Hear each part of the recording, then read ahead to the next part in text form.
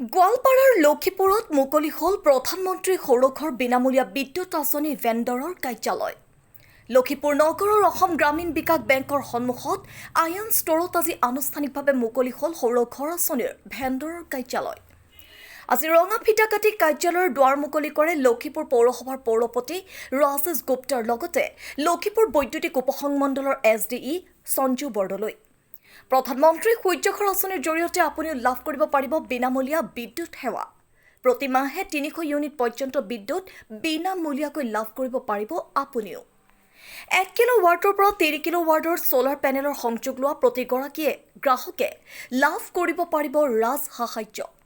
আপুনিও যদি বিনামূলীয়াকৈ বিদ্যুৎ সেৱা লাভ কৰিব বিচাৰে তেন্তে আজিয়েই যোগাযোগ কৰিব পাৰে লক্ষীপুৰ নগৰৰ অসম গ্ৰামীণ বিকাশ বেংকৰ সন্মুখতে থকা আয়ান ষ্টৰত থকা প্ৰধানমন্ত্ৰী সূৰ্যঘৰ আঁচনিৰ ভেণ্ডৰৰ কাৰ্যালয়ত। অধিক তথ্যৰ বাবে যোগাযোগ কৰিব পাৰে 7002503771 অথবা 7002855605 নম্বৰত।